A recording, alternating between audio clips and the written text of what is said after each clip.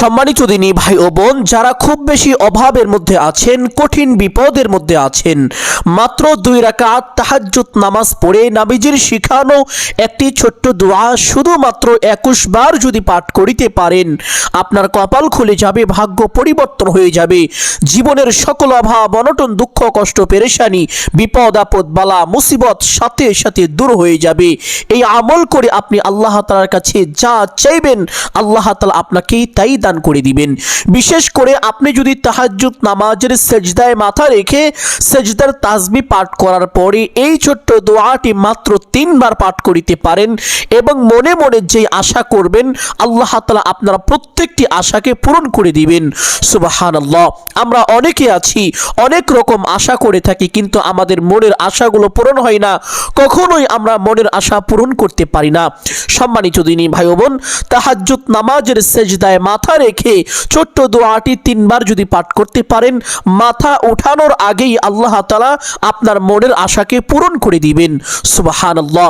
এই দোয়াটি এতটাই কার্যকরী, এতটাই পাওয়ারফুল, শক্তিশালী যে নবীজি সাল্লাল্লাহু আলাইহি ওয়াসাল্লাম যখনই কোনো বিপদে পড়ে যাইতেন এই দোয়াটি বেশি বেশি পাঠ করতেন। নবীজি সাল্লাল্লাহু আলাইহি ওয়াসাল্লাম থেকে শুরু করে আজ পর্যন্ত প্রত্যেক যুগে যুগে যারাই এই দোয়াটি পাঠ করেছেন সকলেই উপকার পেয়েছেন। এই জন্য সম্মানিত দিনী ভাই বোন, আপনিও যদি এই দোয়ার আমলটি করতে পারেন, ওয়াল্লাহি আল্লাহর কসম করে বলতে পারি আপনি অবশ্যই উপকার পাবেন যদি আল্লাহ নবী সাল্লাল্লাহু আলাইহি ওয়াসাল্লামের সুন্নাহ অনুযায়ী আমল করতে পারেন। আল্লাহ নবী সাল্লাল্লাহু আলাইহি ওয়াসাল্লাম বলেছেন, তোমরা যখন আল্লাহ তাআলার কাছে কোনো কিছু চাইবে পরিপূর্ণ বিশ্বাসের সাথে চাইবে, কেননা তোমার বিশ্বাস যতটুকু থাকবে তুমি ততটুকুই পাবে। সুবহানাল্লাহ। আরেক হাদিসের মধ্যে এসেছে, যে ব্যক্তি দোয়ার পূর্বে এবং পরে আমি রাসূলের উপরে দুরূদ পাঠ করে না, ওই ব্যক্তির দোয়া আসমান এবং জমিনের মধ্যবর্তী স্থানে ঝুলতে থাকে। ওই ব্যক্তির দোয়া আল্লাহ তাআলার আরশে আজিম পর্যন্ত পৌঁছাইতে পারে না। ওই ব্যক্তির দোয়া প্রথম আসমানেই থেকে থাকে। যার দোয়া আল্লাহ তাআলার আরশে আজিমে পৌঁছাইতে পারে না, সেই দোয়া কিভাবে কবুল হবে আর সেই আমল আপনার জন্য কিভাবে উপকৃত হতে পারে? এই জন্য সম্মানিত দিনী ভাই বোন, আল্লাহ নবী সাল্লাল্লাহু আলাইহি ওয়াসাল্লাম যেইভাবে আমলটি করতে বলেছেন এইভাবে যদি করতে পারেন অবশ্যই আপনি উপকার পাবেন, কখনোই আপনার আমল বিফলে যাবে না ইনশাআল্লাহ।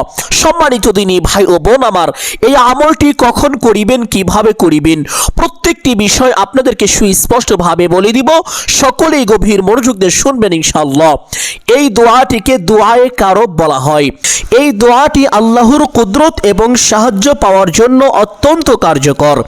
ইসলামের ইতিহাসে এবং বুজুর্গদের জীবনে এই দোয়ার প্রভাব নিয়ে বেশ কিছু চমকপ্রদ ঘটনা রয়েছে। 1 নম্বর ঘটনা, রাসূলুল্লাহ সাল্লাল্লাহু আলাইহি ওয়াসাল্লামের আমল। সহিহ বুখারীর বর্ণনা মতে যখনই কোনো বড় বিপদ বা সংকট, যেমন যুদ্ধের ময়দান বা কঠিন কোনো পরিস্থিতি দেখা দিত, রাসূল সাল্লাল্লাহু আলাইহি ওয়াসাল্লাম এই দোয়াটি বারবার পাঠ করতেন। তিনি এটিকে বিপদের দোয়া হিসাবে সাহাবীদের শিখিয়েছেন। সুবহানাল্লাহ। যখনই কোনো সাহাবী বিপদে পড়ে যাইতেন, আল্লাহ নবী সাল্লাল্লাহু আলাইহি ওয়াসাল্লাম সাহাবীদেরকে এই দোয়াটি পাঠ করতে নির্দেশ দিতেন। 2 নাম্বার, ইমাম তাবারী রহমাতুল্লাহি আলাইহির একটি ছোট্ট ঘটনা। বিখ্যাত মুফাসসির ও ঐতিহাসিক ইমাম ইবনে জারির তাবারী রহমাতুল্লাহি আলাইহি তিনি একবার এক চরম সংকটে পড়েছিলেন। তিনি বর্ণনা করেন, আমি যখন অত্যন্ত কঠিন বিপদে ছিলাম তখন এই দোয়াটি পাঠ করি। এই দোয়ার বরকতে আল্লাহর রহমতে অভাবনীয়ভাবে আমার সেই বিপদ কেটে গিয়েছিল। সুবহানাল্লাহ। অনেক আলেম বলেছেন এটি পাঠ করলে আল্লাহ তাআলা অসম্ভবকে সম্ভব করে দেন। সম্মানিত দিনী ভাই ও বোন, 3 নম্বরে সালেহিনের অভিজ্ঞতা। বিখ্যাত তাবিঈ আবু বকর বিন আবি শাইবা রহমাতুল্লাহি আলাইহি থেকে বর্ণিত, তিনি বলেন, যখনই আমি কোনো অত্যাচারী শাসক বা কঠিন হৃদয়ের মানুষের সামনে যাওয়ার প্রয়োজন বোধ করতাম এবং ভয় পেতাম, তখন এই দোয়াটি পাঠ করতাম। এর বরকতে আল্লাহ তাআলা সেই ব্যক্তির ক্রোধ ঠান্ডা করে দিতেন এবং আমাকে নিরাপত্তা দান করতেন। সুবহানাল্লাহ। 4 নম্বরে সাধারণ মুমিনের অভিজ্ঞতা। হাদিস বিশারদগণ উল্লেখ করেছেন, যারা এই দোয়াটি একনিষ্ঠভাবে পাঠ করেন আল্লাহ তাআলা তাদের দুশ্চিন্তা এবং অস্থিরতা দূর করে দেন। অনেক আল্লাহওয়ালা ব্যক্তি কারাবন্দী অবস্থা থেকে মুক্তির জন্য এই দোয়াটি নিয়মিত পাঠ করে ফল পেয়েছেন বলে বর্ণিত আছে। সম্মানিত দিনী ভাই ও বোন, দোয়াটি পড়ার সময় অন্তরে পূর্ণ বিশ্বাস রাখতে হবে যে আল্লাহই একমাত্র উদ্ধারকারী। শুধু মুখে উচ্চারণ নয়, বরং অর্থ বুঝে আল্লাহর মহিমা অন্তরে অনুভব করা জরুরি। সংখ্যার আধিক্য, নির্দিষ্ট কোনো সংখ্যা নির্ধারিত না থাকলেও অনেকে 313 বার বা 100 বার পড়ার পরামর্শ দেন। তবে রাসূলুল্লাহ সাল্লাল্লাহু আলাইহি ওয়াসাল্লাম বিপদের তীব্রতা অনুযায়ী এটি বারবার পাঠ করতেন। এই জন্য সম্মানিত দিনী ভাই বোন, আপনাদের যদি কষ্ট হয়ে যায় সর্বনিম্ন 21 বার ছোট্ট দোয়াটি অবশ্যই পাঠ করিবেন ইনশাআল্লাহ। সম্মানিত দিনী ভাই ও বোন, এই আমলটি করার জন্য প্রথমে সুন্নত তরিকায় ওযু করবেন। সুন্নত তরিকায় যদি ওযু করতে পারেন সাথে সাথে 2টি পুরস্কার পাবেন। 1 নাম্বার পুরস্কার, আপনি ওযুর সময় যে অঙ্গগুলো ধৌত করবেন এই অঙ্গগুলো ধৌত করার সময় যে পানিগুলো ঝরে যায়, নবীজি বলেছেন এই পানির সঙ্গে সঙ্গে আপনার গুনাহগুলো ঝরে যাবে।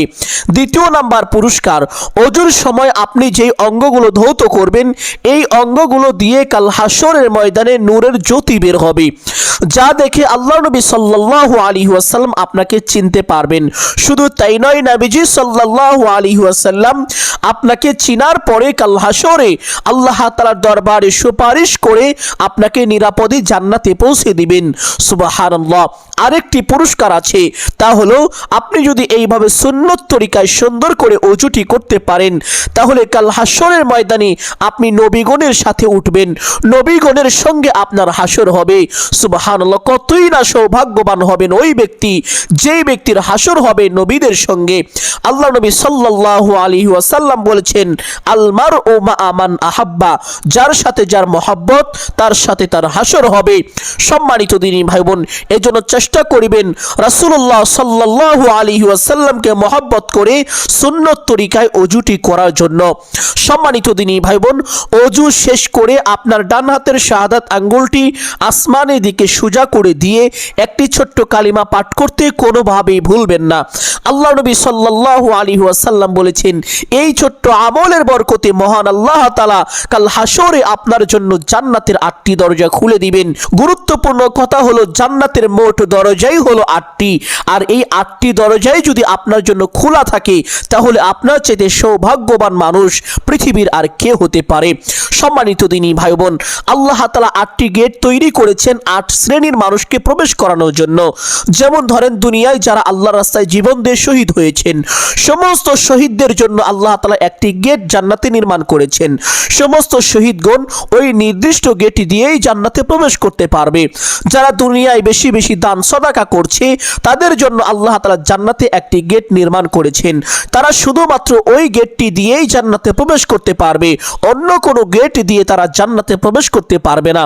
কিন্তু আল্লাহর এই জমিনে এমন এক শ্রেণীর মানুষ আছে যারা চাইলে জান্নাতের 8টি গেট দিয়েই সসম্মানে বিনা হিসাবে প্রবেশ করতে পারবে।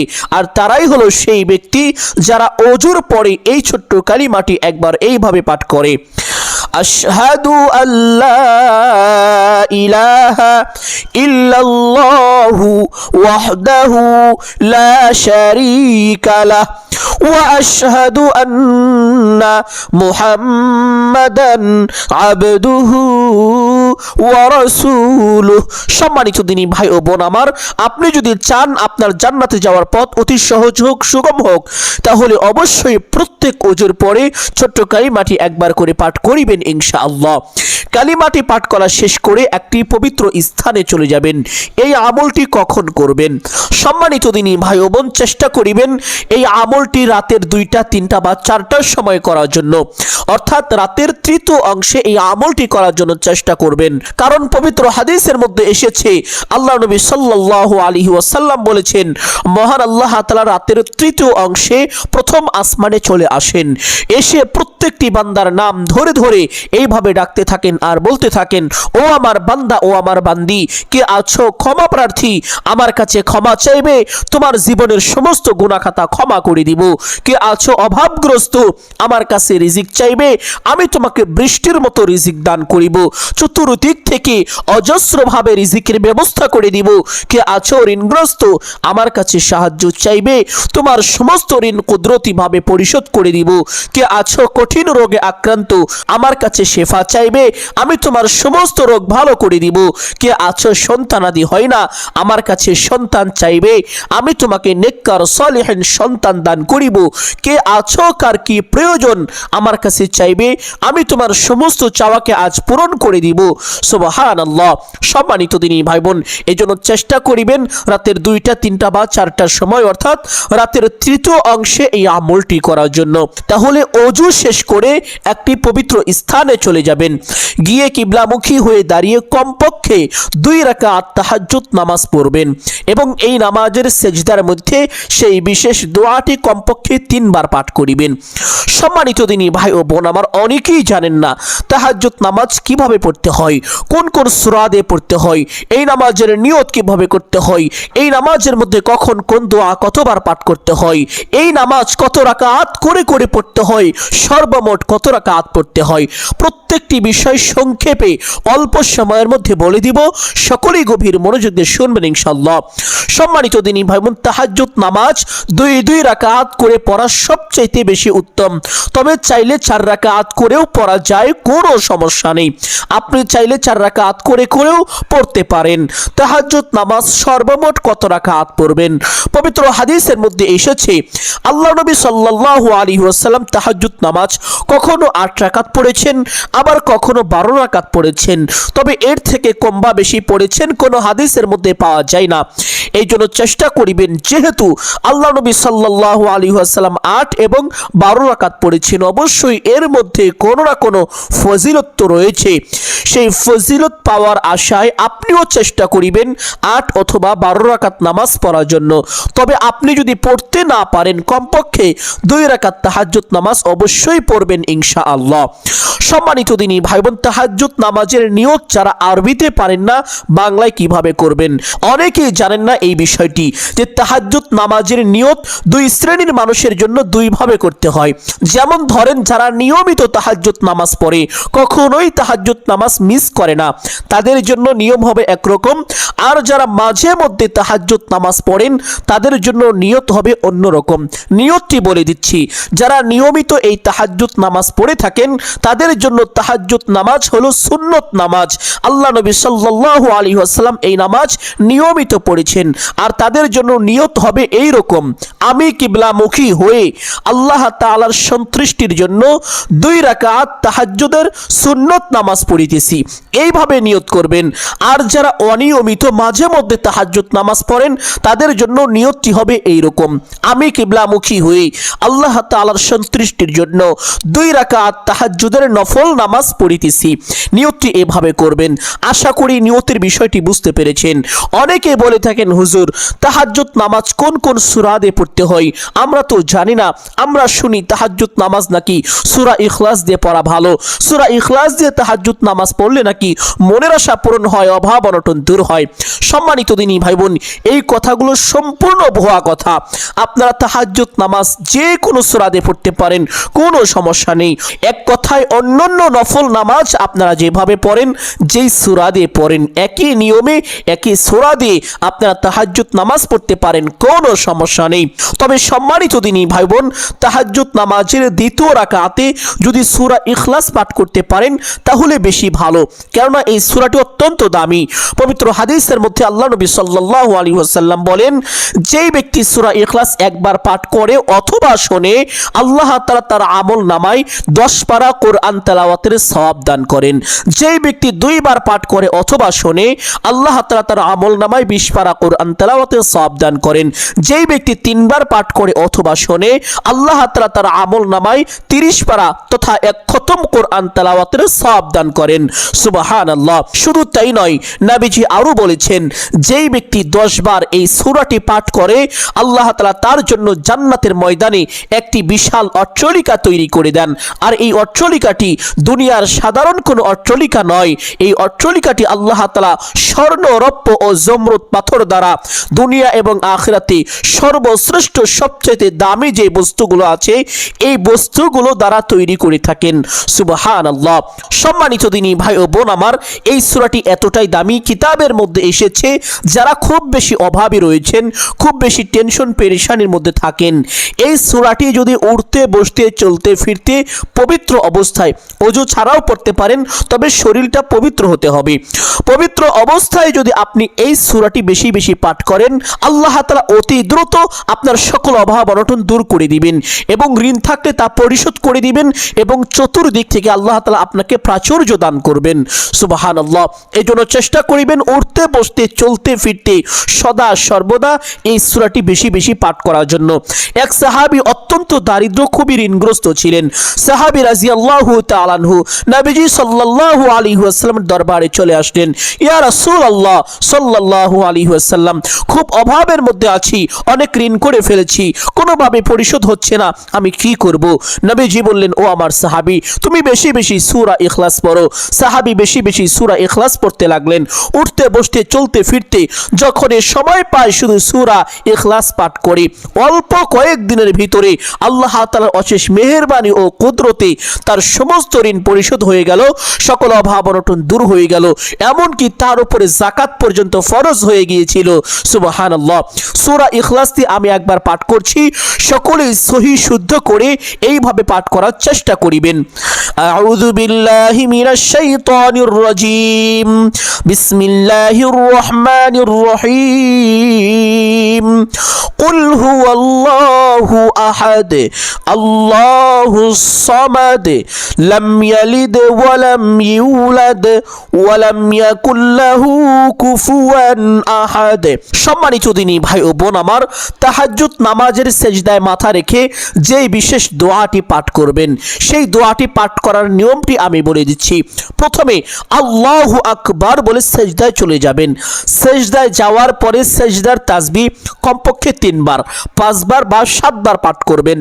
পাঠ করা শেষ করে তারপরে সেজদায় মাথা রেখেই, মাথা উঠাবেন না, কিন্তু সেজদায় মাথা থাকা অবস্থায় আপনি এই দোয়াটি 3 বার পাঠ করবেন।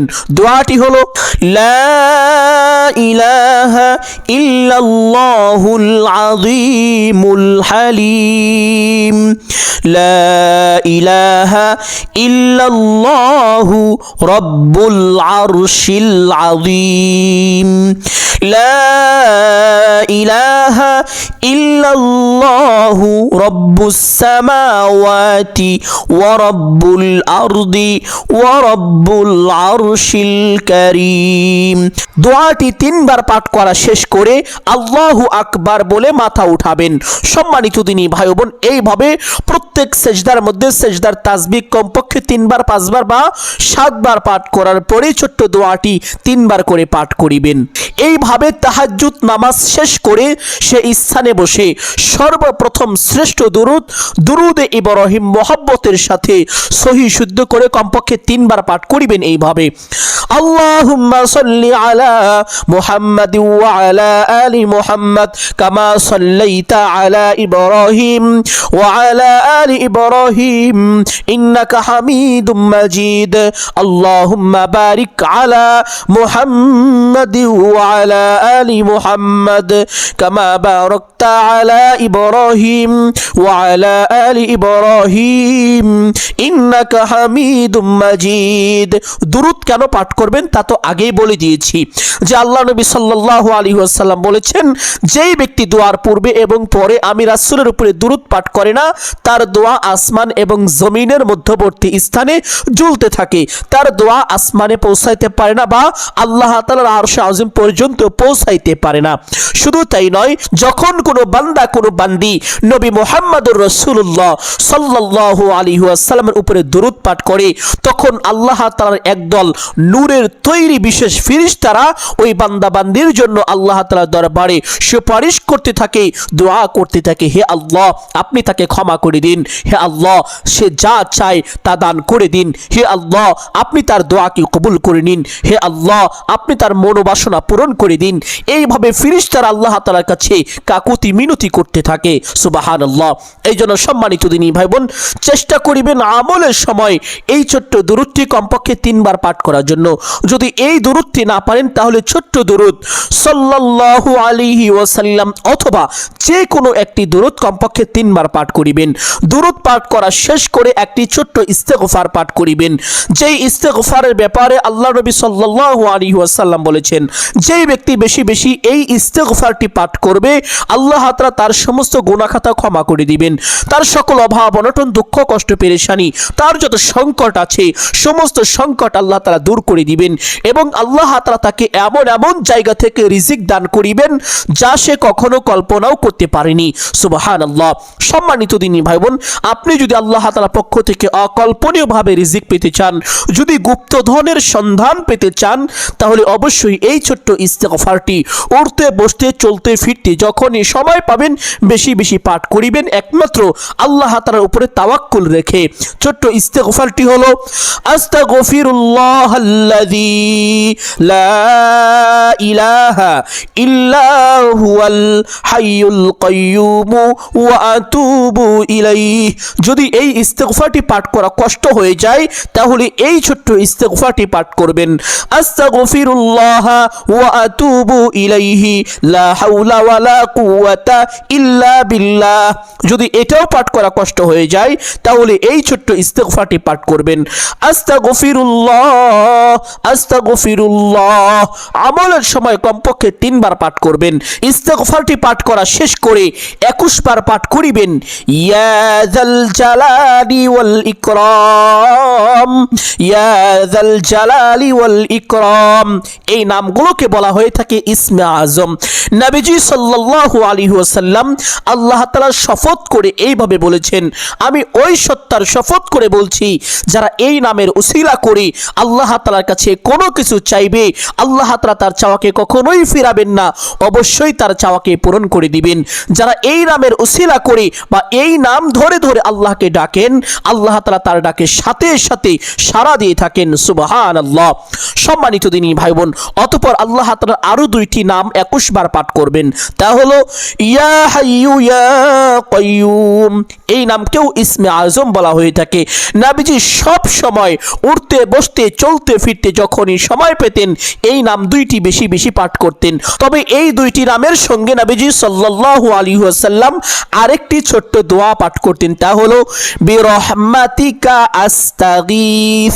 আপনারাও এভাবে পাঠ করিবেন, ইয়া হাইয়ু ইয়া কাইয়্যুম বিরহমাতিকা আস্তাগীথ। 21 বার পাঠ করিবেন। 21 বার পাঠ করা শেষ করে আল্লাহ তাআলার পবিত্র সিফতি আরেকটি নাম ধরে আল্লাহকে ডাকবেন, যেই নামের অর্থ হলো হে রিজিক দাতা আল্লাহ। আপনি যদি আল্লাহকে আল্লাহ তাআলার এই নাম ধরে ডাকতে পারেন, আল্লাহ তাআলা রিজিকের যত দরজা আছে সমস্ত দরজাগুলো আপনার জন্য খুলে দিবেন। আপনি আল্লাহ তাআলার কাছে যা চাইবেন আল্লাহ তাআলার সাথে সাথে আপনাকে তাই দান করিবেন। সুবহানাল্লাহ। আল্লাহ তাআলা পবিত্র কুরআনুল কারীমের মধ্যে বলেন, বিসমিল্লাহির রহমানির রহিম, ফাযকুরুনি আযকুরকুম ওয়াশকুরুলি ওয়ালা তাকফুরুন। যেই ব্যক্তি আমি আল্লাহকে স্মরণ করে আমি আল্লাহ নিজেও ওই ব্যক্তিকে স্মরণ করিতে থাকি। সুবহানাল্লাহ। সম্মানিত দিনী ভাই ও বোন, আল্লাহ তাআলা যেই সকল নাম রয়েছে প্রত্যেকটি নামের ভিন্ন ভিন্ন অর্থ রয়েছে। যেমন ধরেন আর রাজ্জাকু, এই নামের অর্থ হলো রিজিক দাতা। যেমন ধরেন আল গফুরু, এই নামের অর্থ হলো ক্ষমাশীল। আল্লাহ তাআলার এরকম প্রত্যেকটি নামেরই একটি করে অর্থ রয়েছে। আপনি যেই নাম ধরে আল্লাহকে ডাকবেন আল্লাহ তাআলার ওই নামের যেই অর্থ রয়েছে যদি থাকে রিজিক দাতা, তাহলে আল্লাহ তাআলা আপনাকে ভরপুর রিজিক দান করবেন। যদি থাকে ক্ষমাশীল, তাহলে আল্লাহ তাআলা এই নামের উসিলা করে আপনার সমস্ত গুনাহ খাতা ক্ষমা করে দিবেন, আপনার উপরে দয়া করিবেন। সুবহানাল্লাহ। এই জন্য সম্মানিত দিনী ভাই বোন, আপনি আল্লাহ তাআলার এই সিফতি নাম ধরে ধরে আল্লাহকে কমপক্ষে 100 বার ডাকবেন, তাহলে আল্লাহ তাআলা আপনার জন্য রিজিকের সমস্ত দরজা খুলে দিবেন এবং আপনাকে বৃষ্টির মতো রিজিক দান করবেন। সুবহানাল্লাহ। আর সেই নামটি হলো ইয়া রাজ্জাকু, ইয়া রাজ্জাকু। তাহলে আল্লাহ তাআলা এই নাম ধরে কমপক্ষে 100 বার আল্লাহকে ডাকবেন। ডাকার পরে সেই বিশেষ দোয়াটি এইভাবে 21 বার পাঠ করবেন। লা ইলাহা ইল্লাল্লাহুল আযীমুল হালিম, লা ইলাহা ইল্লাল্লাহু রাব্বুল আরশিল আযীম, লা ইলাহা ইল্লাল্লাহু রাব্বুস সামাওয়াতি ওয়া রাব্বুল আরদি ওয়া রাব্বুল আরশিল কারীম। দোয়াটির অর্থ হলো আল্লাহ ছাড়া কোনো উপাস্য নেই, তিনি মহান ও সহনশীল। আল্লাহ ছাড়া কোনো উপাস্য নেই, তিনি বিশাল আরশের মালিক। আল্লাহ ছাড়া কোনো উপাস্য নেই, তিনি আসমান জমিন ও সম্মানিত আরশের অধিপতি। সুবহানাল্লাহ। সম্মানিত দিনী ভাই ও বোন, দোয়াটি এইভাবে 21 বার পাঠ করা শেষ করে আবার সেই শ্রেষ্ঠ দুরুদে ইব্রাহিম কমপক্ষে 3 বার পাঠ করবেন। না পারলে যে কোনো একটি দুরুদ 3 বার পাঠ করবেন। পাঠ করা শেষ করে মোনাজাত করবেন এইভাবে, আলহামদুলিল্লাহি রাব্বিল আলামিন ওয়াসসালাতু ওয়াসসালামু আলা সাইয়্যিদিল আম্বিয়াই ওয়াল মুরসালিন। মোনাজাতের শুরুতে এই 2টি বাক্য অবশ্যই একবার বলবেন। বলার পরে আপনার যা কিছু প্রয়োজন সমস্ত কিছু আল্লাহ তাআলার কাছে চাইবেন। চাওয়া শেষ করে 3 বার বলবেন, ইয়া যাল জালালি ওয়াল ইকরাম, ইয়া যাল জালালি ওয়াল ইকরাম, ইয়া যাল জালালি ওয়াল ইকরাম। 3 বার বলার পরে একবার বলবেন, হে আল্লাহ, আপনার হাবিবের উসিলা করে আমার দোয়া মুনাজাত কবুল আর মঞ্জুর করে নিন। অতঃপর বলবেন, আমিন আমিন আমিন বিরহমাতিকা ইয়া আরহামার রাহিমিন। মুনাজাত শেষ করে সাথে সাথে একবার যে কোনো একটি দুরূদ শরীফ পাঠ করবেন, যেমন সাল্লাল্লাহু আলাইহি ওয়াসাল্লাম। তাহলে সাথে সাথে আপনার দোয়া আল্লাহ তাআলার আরশে আযমে পৌঁছে যাবে, আপনার দোয়া কবুল আর মঞ্জুর হয়ে যাবে। এইভাবে আমল করে আপনি আল্লাহ তাআলার কাছে যা চাইবেন আল্লাহ তাআলা আপনাকে তাই দান করিবেন। জীবনের সকল অভাব অনটন দুঃখ কষ্ট পেরেশানি বিপদ আপদ বালা মুসিবত সাথে সাথে দূর করে দিবেন। সুবহানাল্লাহ। সম্মানিত দিনী ভাই ও বোন আমার, আমি আশা করছি আজকের এই আমলটি আপনাদের সকলের জন্য অত্যন্ত গুরুত্বপূর্ণ এবং উপকারী ছিল। অতএব সকলকে বলবো সদকায়ে জারিয়ার উদ্দেশ্যে কমপক্ষে একটি হলেও শেয়ার করে দিবেন। যদি আলোচনাটি ভালো লাগে অবশ্যই ভিডিওতে একটি লাইক করবেন, কমেন্টে আমিন বলে দোয়ায় শরীক থাকবেন। যারা এই চ্যানেলের নতুন দর্শক রয়েছেন চেষ্টা করিবেন চ্যানেলটি সাবস্ক্রাইব করে রাখার জন্য। সকলের জন্য অন্তর থেকে দোয়া করি আল্লাহ তাআলা সকলকে ভালো রাখুন, সুস্থ রাখুন, জানে মালে কামায় রুজি ব্যবসা বাণিজ্যে প্রচুর পরিমাণ উন্নতি ও বরকত দান করুন। সকলেই বলি আমিন সুম্মা আমিন। আসসালামু আলাইকুম ওয়া রাহমাতুল্লাহি ওয়া বারাকাতুহু।